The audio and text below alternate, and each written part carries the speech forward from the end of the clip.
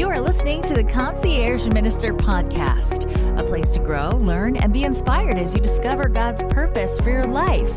Here's your host, the pastor you've always wanted without the church, Dr. Kumar Dixit.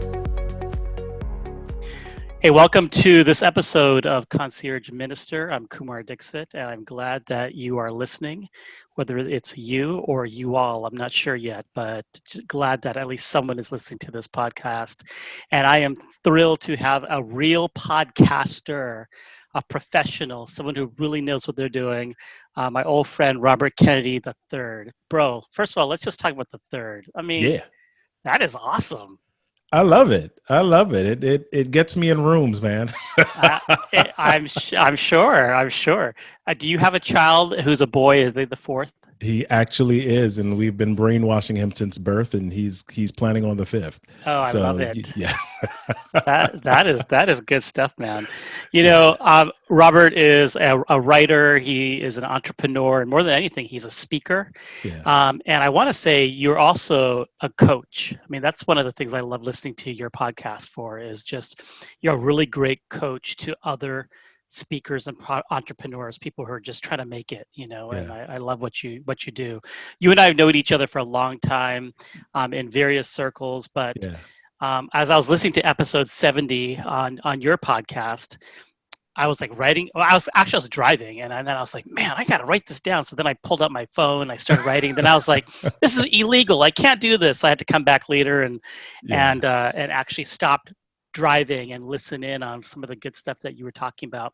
That the idea is 7 stories that you should stop telling yourself. Yeah. And I think that's great because there's so much self-talk that happens in our mind, and you can start believing a lot of the crazy stuff that you start telling yourself. Yeah.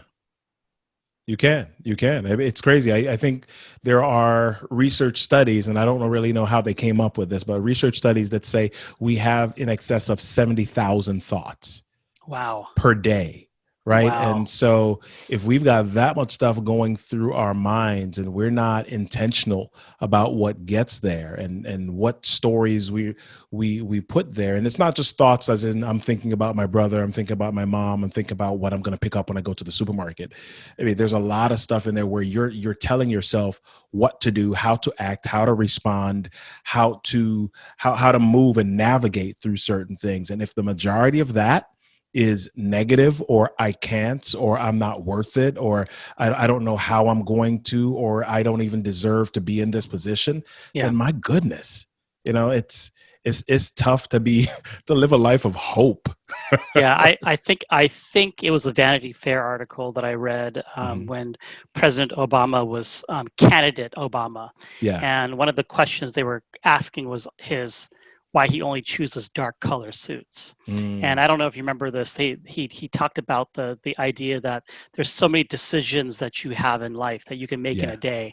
And as you start expending your decisions, like what kind of cereal am I going to have? Should I have a bagel, or should I have should I wear a tan suit or a blue suit? As you expend your decisions, your mind gets weary, and it's difficult to make decisions throughout the day.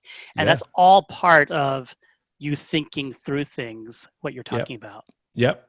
There's decision fatigue. You have Elon Musk and Mark Zuckerberg operate by the same thing. You see Mark Zuckerberg a lot of times, except these days where he's in a lot of political meetings, but pretty much you see him he's wearing the same gray t-shirt and jeans.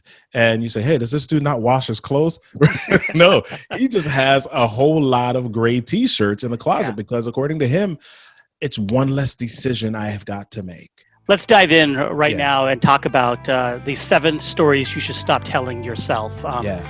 First one, you're not smart enough. I mean, how many of us think in our own minds? I mean, we're really good at faking like we're smart.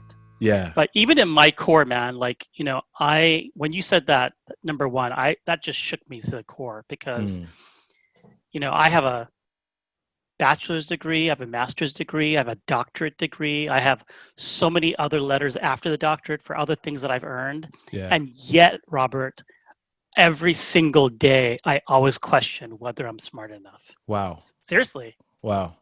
Yeah. They're just, I mean, that's just a part of life. And I think that is one of the devil's tools against us. It's like I don't know if you remember when we were kids, they had these cartoons, right? And when you had to make a decision, there was a little devil that popped up on one shoulder and an angel that popped up on the other. And, I can imagine that whispering in your ear each day, you're not this, you're not smart enough, you're not strong enough, you're not tall enough, you're not slim enough, you're not fast enough. And all of these enoughs that keep popping into our heads and that are fed to us, and even exacerbated by social media. We look at stuff, right? We look at Instagram and we see people populating their feeds with all this stuff. And you're like, oh my gosh, I want that. I want to be like that. I want to get that attention. Oh my goodness, they have 1,400 likes. I only had 3 likes on my last picture. What do I have to be? What do I have to do to be enough? It's funny you say that, because that goes into number 2, and that is you cannot keep up. Oh boy. And just a story to tell you. My Instagram is private, so it's mostly like 100 friends and family that follow me on that. Mm-hmm. But one of the things that I kind of enjoy doing on there is I think it's hilarious how everyone uses filters. They're always trying to look better than each other. Yeah. So this all started a couple years ago. I was at a Mexican restaurant and they gave you a huge sombrero to put on your head for your birthday, right? Right. And so I went in and I was at that restaurant. I went in, put the hat on, and I found kind of this banana leaf kind of background. I took a photo and I was and I was holding a drink in my hand and I was like, amazing time in Mexico. And I even geotagged myself in Mexico. And I got such a huge response. In fact, my sister called me about 10 minutes later. She goes, my sons tell me that you're in Mexico. Is that true? And so for the last 2 years, Robert, no joke, I've been geotagging myself everywhere. I was in a vineyard in California. I said I was in Italy. And I was eating lunch with a friend of mine about a year ago. And she goes, man, you have such an exciting life. You travel everywhere, the most exotic places in the world, And what people do is, and I'm doing it more of as a social experiment, but what people do is they live and thrive off of other people's desires. Mm-hmm. Mm-hmm. Yeah, there's so much of that. I mean, if you really look at even Instagram, we're talking about here, and you look at some of the people who people think are social influencers. We see these promos or these ads pop up in our feed, and there's some guy walking across a lawn, and then he walks by this huge statue with water fountains spouting from the back, and then he walks by this pool, and we find out when something goes wrong in their lives that these were people that just rented a mansion for a day. Yeah. And did a quick photo shoot and all to drive up likes. But here are the rest of us, a lot of us feeling inadequate, feeling like, what am I doing wrong? I've been working so hard for the last 20 years at my job. I can't get a leg up. I can't get promoted. I can't get this, and I can't get more money. And here are these 22-year-old whippersnappers. They look like they're on top of the world. What am I doing wrong? So it just doesn't stop. And so you've got to be careful about what you consume, both physically and emotionally and spiritually. Yeah. And I think, for me, one of the questions I have to keep reminding myself is, do I have enough? Am I content? Just the other day, I was walking through a parking lot and I told my son, I said, hold up. Mm-hmm. And there was a gold colored convertible Maserati driving right by me. Nice. And I looked over, and the guy, he's expecting me to look at him, and I kind of yelled at him because he could hear me because his top's down. I said, "Adopt me," and he got a good laugh out of it. But we want that, and the question we have to ask ourselves is, do I have enough? Well, especially now, one of the things that this COVID situation and quarantine is causing some of us, maybe me, to realize is that I've got too much, right? I put on Facebook the other day, for those of you that still travel Facebook land. I said, I went to my closet and it hit me that I haven't worn ties in 6 months. Wow. Right. I said, should I have a garage sale? And I mean, I'm looking and I hadn't counted, but I've easily 50 ties, easily. right? Yeah. And, one for each weekend of the year. Right. Yeah. Right. Yeah. But I'm not wearing them Mm-hmm. right now. And my life hasn't shifted. I have not felt any less worthy. I have not come across to anybody like any less smart. My clients haven't said, "Oh my gosh, we're not hiring you anymore because we see you on Zoom and you're not wearing a tie." Right? That's not been the case. Mm-hmm. So the tie is one thing. Are there other things in my life that are just taking up space? That's a good point. That the tie is a good analogy for doing kind of a assessment of what's important in your life anymore. Mm-hmm. Yeah, I think that's great. 7 stories you should stop telling yourself. Number 3, I like, you don't have the right stuff. Oh, what does that mean, man? Talk to me. Well, man, you just talked about one of them with the Maserati, or I remember when I was a kid, I'm a pastor's kid, and so my parents did not have the money to buy certain things for me. We had all our essentials. We weren't ever hungry. We didn't go to bed hungry. We didn't we didn't suffer from anything, but we didn't have name brand sneakers. Right? Yeah. I had Pro Wings. I had like a Adidas with the 4 stripes. Yeah. Right. So we had that. And I remember like my sophomore year of high school, my dad got me connected with one of his friends who was owned a construction company. And I worked a summer job. And halfway through the summer, I bought myself a pair of Converse. Dude, I felt like the richest person, like the most stylish person. I was like Kardashian in the 90s, 80s at that point, right? And so I said, I walked to church with it. I came to church and a friend of mine was like, "Oh my gosh, Converse," because they weren't used to me having name brand stuff. And so it just kind of made me feel worth it or worthy a little bit. And so at that age, that was important to me. And I wonder how many of us take past that age into our adulthood, into our 40s, 50s, 60s, that feeling of, I have to have this thing in order to be on par with everybody else, for people to notice me. The reason why I'm not getting certain things is because I haven't been noticed, and I haven't been noticed because I don't have the right stuff. Yeah. And not even thinking, I'm not even thinking about material things. Yeah. Sometimes people will tell you don't have the right stuff for a job. Ooh. You don't have the right look. You don't have the right personality. You don't have the right voice. And I remember, do you remember, is it Robin Roberts who's on Good Morning America? And I remember when she was promoted or elevated to Good Morning America, she said she has kept like the 78 rejection letters she got during her first few years in trying to going into media, because everyone said she was not the right type to go into media. And it reminds me of, when during my freshman year in college, I wanted to be a communications major. And back in the early 90s, the only way at the university I went to, the only way you decided is if you were going to be a good communications major was whether or not you could read a teleprompter properly. And so I got pulled in. I had to read in front of the teleprompter. The communications chair was there watching. And I flubbed, man. I was horrible. And the communications chair kind of looked at me after 90 seconds of reading and was like, this probably isn't a good path for you. Oh boy. And I took it. I was like, okay, well, you're the expert.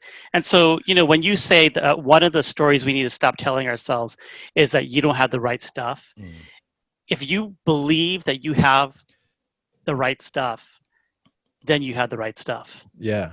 And that's a hard thing to come across sometimes, especially when you're young and you don't know always, and then you come across adults who have so much influence over the path, the direction, and the lives of children. And so I think the lesson there is not only to believe in yourself or believe that the situations that you're in are things that will create growth in your life. But the other lesson is that as an adult, as somebody who has the influence of not just my children, but other kids or other youth or young adults in my hand or in my mouth, so to speak. Mm-hmm. What are the words that I'm going to say?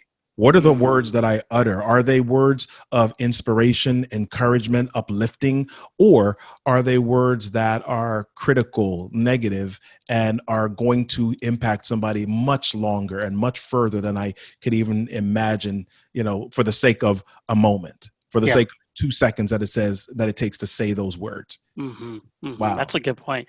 Yeah. I remember having a mentor who was a pastor, and I was like, man, how is it that you're always so upbeat and you're just, I've never heard you say anything negative about people. And trust me, there's a lot to say negative things about people. And he said to me, he says, I've tried to live my life looking for the best in people. Mm-hmm. And I was like, wow, that is something that I have to remind myself to do, because it's so easy, especially on social media, to take down people, take down their ideas, their opinions. But when you look for the best in other people, you're going to lift them up and build them up. Yeah. John Maxwell has a statement. He says, put a 10 on everybody's head. And for those of you that don't understand what that means, is you probably played that game where you rate people, 1 to 10 being the best. And, some people are 7, some people are 6, some people are 8s. And he's saying, listen, imagine if everybody around you had a number on top of their head and you had the power to control what number it was. You put a 10 on top of their head so that your interactions with them and the start of everything with them starts from there. They're supreme. They're powerful in your eyes. And that's how you treat them. Oh, wow. That's deep, man. Hey, you're listening to Concierge Minister Podcast. I am Kumar Dixit, your host, talking to Robert Kennedy III about the discussions of 7 stories you should stop telling yourself.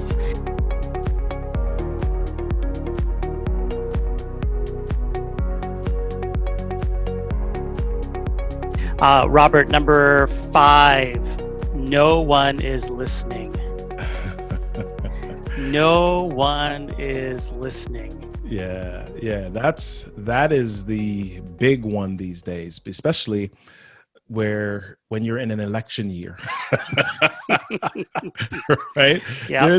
There is so much yelling going on. It's literally that you feel like unless you say something crazy, controversial, unless you disagree, unless you have something bright or brilliant to say, then nobody's listening. And one of the things as in my work as coach and storyteller is I encourage people to share their stories, and people feel like, well, my story's not dramatic enough. I was born with both of my arms and my legs, and I haven't been in a life-changing accident. As a matter of fact, I grew up in a middle-class family, and my parents always had jobs, and I had 2 parents in the home. Mm-hmm. What do I have to say to anybody that would cause them to want to listen? Yeah. And the truth is, everyone has something that they can share that will cause someone else to have a shift or transformation in their lives. Yeah, the question, I think, what's kind of embedded in this issue of no one is listening is, do I have a large enough audience? Right. Yeah. So people are like, oh yeah, I know like 1 or 2 people are listening, but how do I get 100,000 people to listen? How do I get 5 million followers overnight? So what do you say to those kinds of dreams? Well, and that's the trick, man. That is the trick. We feel validated by numbers, right? And if I've got to ask myself the question, what's my purpose? What's the reason that I'm here? Is my purpose to reach great numbers, or is my purpose to reach someone, anyone, right? And I remember when I was a teacher, I was a classroom teacher, and I taught physics for a while. And every year, physics and physical science, and every year I would explain a physics concept to a student, and they would say, "I don't get it, Mr. K." and I would think about another way to explain it, and I'd explain it, and I'd say, I think they got it now. Okay. And he would say, I don't get it, Mr. K. Mhm. And I would say, my gosh, okay, let me think about a third way. Think about a third way and explain it. And as I'm explaining it, I'm saying, they've got to get it now. Explain it. And they say, I don't get it, Mr. K. And almost every year, invariably, across the room or right beside them, another student would come and they would say, blah, blah, blah, blah. Okay, it's if you divide this by then, and then you'd get the velocity. And they would say, oh, okay, why didn't you say it like that, Mr. K? And I'm like, dude, that's exactly what I just said. Those are literally the words that just came out of my mouth. Right. And Right. the point is that they were not necessarily in tune with my frequency. Okay, what I had to say wasn't necessarily assigned to that person, but they were tuned into somebody else's voice. And so the point that I make to people is like, listen, the more that you hide your voice, the more that you're hiding your voice from the one person that may be assigned to your voice. Dude, Right? that's Some people can only hear stuff from you. Mm-hmm. And you don't know who they are if you're not talking. So it doesn't matter how many likes. It doesn't matter how big the audience. Share, speak, tell your story, live, and empower somebody. Give them the blood transfusion that they need in order to survive. Oh, I like that, man. That's deep. I like that. Now, I know I said number 5. You think I skipped number 4, but I didn't. I just wanted to talk about 5 first. But number 4. However you count, man. I don't judge. You All can right, count whichever way you want. good. Yeah, I'm like that physics student of yours. No, number 4 is It's Not Too Late. And I really liked your illustration of Colonel Sanders. You know, Yeah. he started KFC at 69 Yep.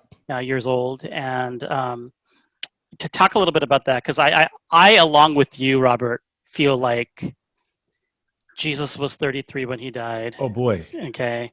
Martin Luther King was very young, right? Yep. Who's the other person that you mentioned in your podcast? Because I had the Probably same JFK, I think. Yeah, I know JFK was very, very young. And it's like, and I actually had this belief that if you're going to do great things, you got to be young. That's why we need to let young people do it, because they have the energy and they have the motivation to do it. But then us old fogies, you know, what is our role? You know what I mean? So talk to me. Give me a pep talk, man, because I feel like I'm done. Man, we've got so much more energy than we give ourselves credit to. I was reading this book the other day, The E-Myth Revisited by Michael Gerber. And it went into this story about these two gentlemen. Their names were Roy and Jack McDonald. And they had this restaurant called McDonald's Burgers, right? McDonalds. And they were running this restaurant. And I think they had another. So they had 2 restaurants total. A salesman came into one of the restaurants and he noticed that the restaurant ran with a certain amount of precision.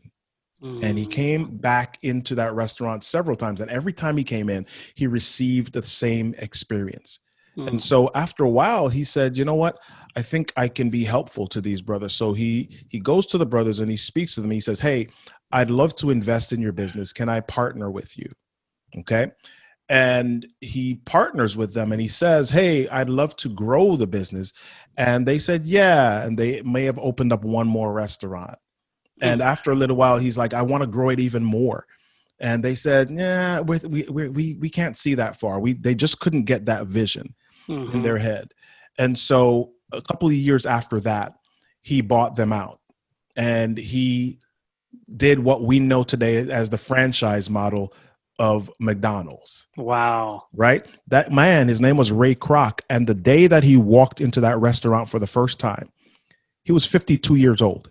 He was 52 years old. And so, you know, he partners at about 52, 53. He goes through this thing with them for another couple of years. So he's about 55, closing in on 56 at that point. And he does not fully launch the McDonald's franchise model that we know today until he's about 57, 58 years old. Wow. Right. Wow. And so that's the part of his life that we know about. I mean, and we don't even think about it. There's a McDonald's there's like 49 in every town. Yep. Right. Yep. So I read that and I said, those days of me sitting down moaning like, oh my gosh, you're older than 40. You don't have the energy to start something new and just be successful at it. Hogwash, right? Crazy. I mean, a lot of people, Grandma Moses, for those of you that have heard of the inspirational artist, Grandma Moses, her first painting, I'm not even talking about she was painting all her life and then she got discovered. Her first painting was at the age of 85 years old. Wow. 85.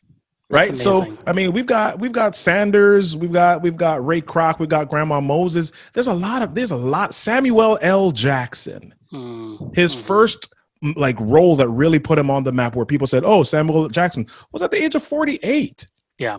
I remember watching Electric Company as a kid. And there was this guy that nobody knew then, right?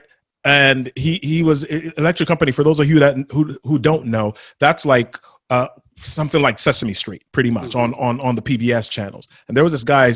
He had this role called Speed Reader, and I used to love him, right? And I didn't hear anything about him for a very long time until much long after. Years later. Let me guess. Right? Yeah. LeVar Burton. No. Morgan Freeman. What? Morgan Freeman. Come on. Yeah. Oh my goodness. I mean, we didn't know. Do you think about it? Do you know Morgan Freeman without gray hair? No. I don't know Morgan Freeman without being the voice of God. Right. Exactly. And that is when he started to make headway or got discovered in his career. He was on TV before, but on children's shows on a channel that wasn't major. For us that grew up in New York, it was Channel 13, PBS. Right? That's yep.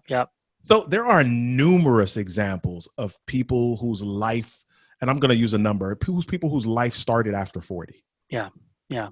Man, that may be your next book, man. Life After 40. Oh boy. By the time I get around to that, it's probably going to be Life After 50. You are listening to the Concierge Minister Podcast with Kumar Dixit. All right, so number 6, you don't have the right story. Bro, that is like so true. I have so many people who talk to me about that, and they're like, I don't have my 9/11 story. I don't have a story of cancer, or I don't have an amputee, where my leg was, where I had to cut off the bone of my leg and climb out a cliff to save myself. People want these like crazy, awe-inspiring stories. And what you're saying is everyone has a story. Everyone has a story. It may not be the awe-inspiring story. And I think the thing that we get tricked by sometimes is what gets caught up in the media. We see the story of Diana Nyad, who swims like 90-something miles through sharks and jellyfish and all sorts of crazy from Cuba to Miami, right? And she, at that point, is 59 years old. Right? That's crazy. And that wasn't her first try. She tried, I think, 8 times before. Wow. Right. So it was not until about her 9th try that she makes it all the way. And people, oh my gosh, that's resilience, a story of perseverance. I don't have that story. Yeah. Right. But you might have a story. Everyone has a story of overcoming something. Everyone has a story of, I tried to ride my bicycle and I kept falling off, and I tried to do it for 3 days. And it was the 3rd day I finally got it. Wow. Everyone has a story of, I failed this one test in school and my goodness, I didn't think I was going to pass that class, but I studied and I studied all night and I made it.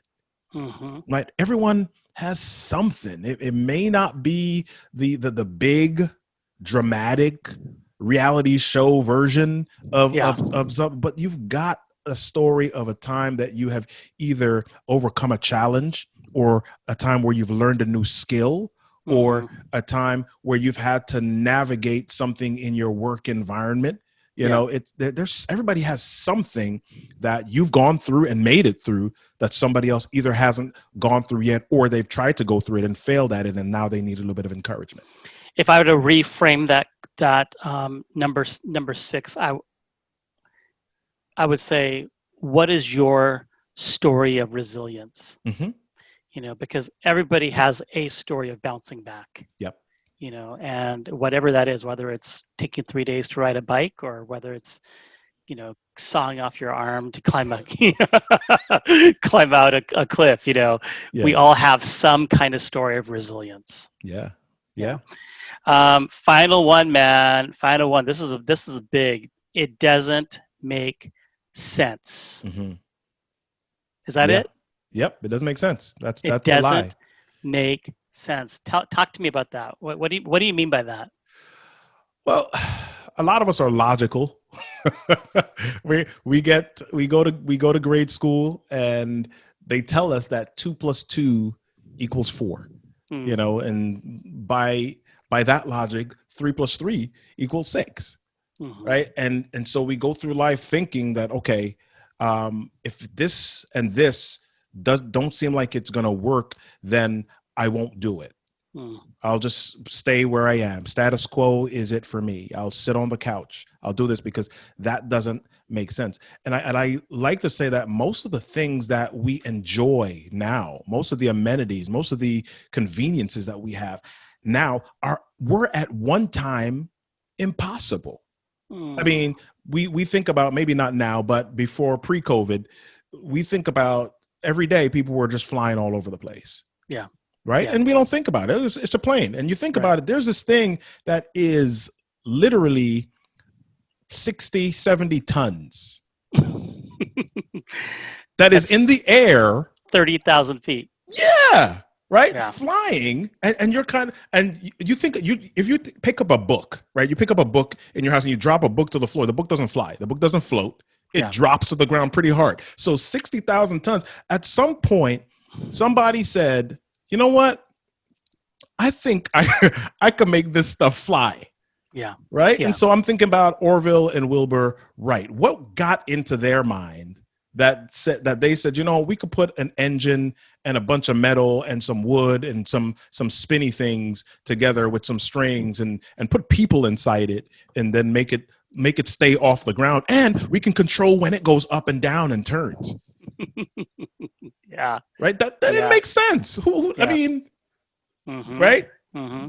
Talk like Isaac Newton. That didn't make sense. Yeah. I always wonder if, like, the Wright brothers, if they were to see what the airplane industry is today, if they could even imagine. Wow. You know, I mean, and to me, I feel like they were just kind of the beginning of the matchstick. Yeah. And now the industry is the forest fire. And I mean that in a good, positive way. I may need a better illustration. Yeah. But sometimes what we are starting can be the start of something even greater that we may never even finish. Yeah. We just heard in the news this week about Japanese company doing successful tests on flying cars. Yeah, I saw that, man. That's crazy. Right? We were watching the Jetsons 20 years ago, exactly. Saying, "Yep, in 2020 we're gonna have flying cars." Okay, here we go. We're starting, and it was impossible. Yeah. It was impossible. It didn't make sense. Yeah, it's very, very true. Hey, man, what inspires you? What makes you get up in the morning and go, "Okay, I'm ready to do this"? I think first of all, my family is huge in that I part of me every day doesn't want to let them down. Mm-hmm. And so there's on one hand there's that inspiration, on the other hand there's that pressure. Yeah. Right? That's a good tension. That's a good tension to have. Yeah. So every day there's that. I mean, I also want to be great for my dad, my mom, my family, all the things that they've poured into us. I want that to be validated. I want them to know that they, you know, their energies weren't wasted, and that it wasn't just like they poured all this stuff and we just were average. Right. I want them to know that the things that they poured into us we're pushing, we're growing. We're not satisfied with just having reached a ledge or a plateau on the mountain. Their sacrifices mean Yeah. something. Yeah. Yeah. So those drive me, man. Those legacy is huge for my family. I see a bunch of books behind you. What are you reading right now that's exciting and inspiring you? Oh boy. I mean, I'm one of those people. I read like multiple books at once. I think the E-Myth book that I spoke about earlier is one that I'm reading right now. E-Myth Revisited. It's Michael Gerber. I'm reading one, and I read a lot of business books. I'm reading one called The Digital Millionaire right now by, gosh, what's this guy's name? I think Dan Henry is his name. I don't remember. Okay. But yeah, those are the two big ones that I'm reading right this moment. Now, I got to say, out of all the podcasts that I listen to, and there are a lot of podcasts that I listen to, yours has the best opening song, man. I'm telling you. I love it, man. It's like, you're listening to the RK3 Show. There we go. I know that was really a horrible That's okay. reenactment of it, but it's That's okay. To our listeners, it's worth listening to. So tell us where we can find you, all your handles, and what you're up to. Well, before you do that, I'll just tell you really quickly about the theme song for the show. Please. Yeah. So I had a different theme song. I had some guy from Brazil write my theme song for the season 1. And season 2, I decided I wanted something different. And I went to like Upwork and Fiverr, and I was trying to find all of these people to write different things. And they were sending me samples, and it was just not working. And so finally, I got a sense of what I wanted musically, at least. And so I had some guy compose a music track. I told him what I wanted, and he composed with the track, but I still couldn't find what I wanted. And so I called my son into the room, and at the time he's 13 years old. And I say, hey, what do you think about this? And within like 2 minutes, he comes up with this rap. No way. Right? Yeah. So he's listening. He comes up, we talking about leadership, communication, public. I'm saying, what? We talking about leadership, communication, public speaking, storytelling, motivation. And if you listen, you can speak out to the nation. If you think about it, life is your own creation. RK3 is the show. So I said, okay. So we go to a friend of mine who has a studio, Donnell Josiah. I think you might know Donnell. Yeah. So we go to Donnell's studio. We record it. And that's the podcast theme song, man. He came up with it in like 2 minutes. Who's rapping that? Is that your son? That's my son. Shut up. Yeah.